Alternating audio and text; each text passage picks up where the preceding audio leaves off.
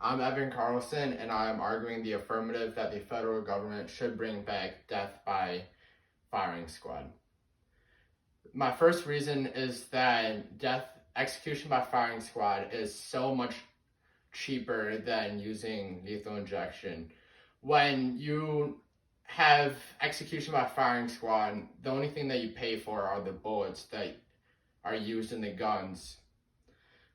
In 2017, Virginia had to pay $16,500 for each lethal dose of the substance used in lethal injection.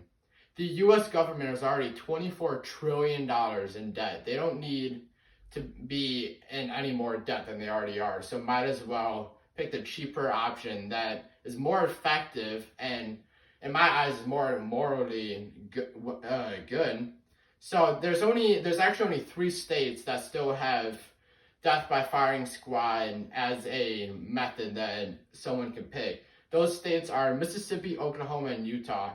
I do believe that that method should be brought back to all 50 states. I do believe that the inmates should be able to request death by firing squad in any state. So death by firing squad removes the guilt of the executioner. So when someone is killed in the firing squad, there's usually 6 people. There could be more, but it's usually 6 people, and at least one person is given a blank round. So no one knows if they have real bullets or if they have blanks. So you never know if you really killed the person. So the guilt, I guess there isn't really much guilt because you don't know if you're the one who killed him. It could be the other people. You could have had the blanks. So there's not nearly as much guilt, but there is a person that gives the lethal injections and does operate the electric chair and stuff, and he has all the weight, all the guilt put on his shoulders. It's just him. And firing squad is 6 people, and you never know who really killed the person. So there was a man by the name of Jerry Gibbons. He used to be an executioner. He used to be the guy who would give people the lethal injections. So his biggest worry was that he killed someone who was actually innocent. He never wanted that on his shoulders. So he said in an interview with ABC that then later you say that this guy was innocent. You didn't put him to death, I did. I performed the execution. So you suffer little, I'm going to suffer a lot because I performed the job. So he has all this weight on his shoulders. He's killed 62 people in his 20-something years being an executioner in Virginia, I believe. After he stopped doing that job, he actually became an anti-death penalty, and he was for the abolition of the death penalty. He was an activist.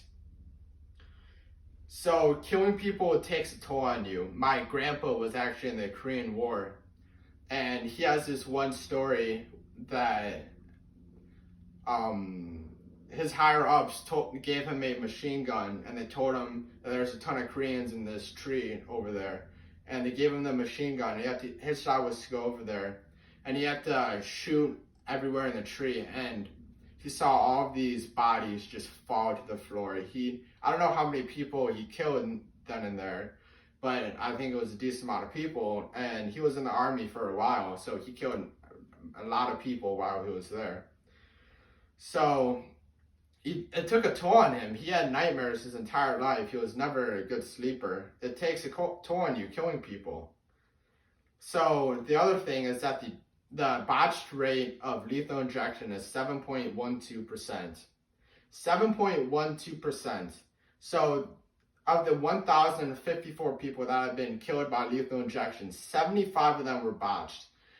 That 7.12% of lethal injection is higher than the botched rate of hanging. We've had hanging around for forever, and that has a lower botched rate than lethal injection. If that's the main method of every state in the US, then it should be like 1%, not 7%. That's ridiculous. Now, the firing squad rate, the botched rate is 0%. That's immensely more effective. 0% compared to 7%. And yet, lethal injection is the main method used in every state in the US that have the death penalty. So on April 27th in 1983, John Evans was sentenced to death. He was electrocuted. It said that flames erupted from an electrode attached to his leg and also to an electrode attached to his left temple. The physicians rushed in and reattached the electrodes. They had to shock that man 3 times. It took him 14 minutes to die. And after it, his body was charred and smoldering.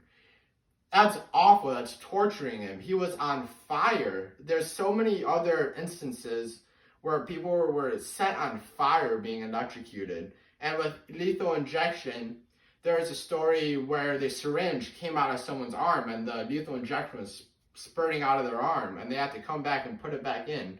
But with firing squad, you just shoot them in the head and it's over. The human error for death by firing squad is so much less, given you can see this in the percent in the botched rate is 0% compared to the 7% in the lethal injection. And so there's a man by the name of Michael Wade. He was sentenced to death and he requested to be killed by firing squad instead of by lethal injection. His reason was because he had heavily scarred and his veins also had thin walls. So he had heavily scarred veins and they also had thin walls. He argued that the lethal injection would cause immense and excruciating pain in his body.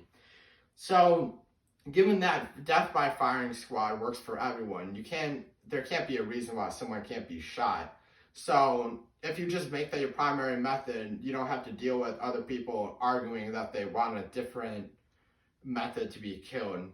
So, I do believe that death by firing squad should be brought back in all 50 states.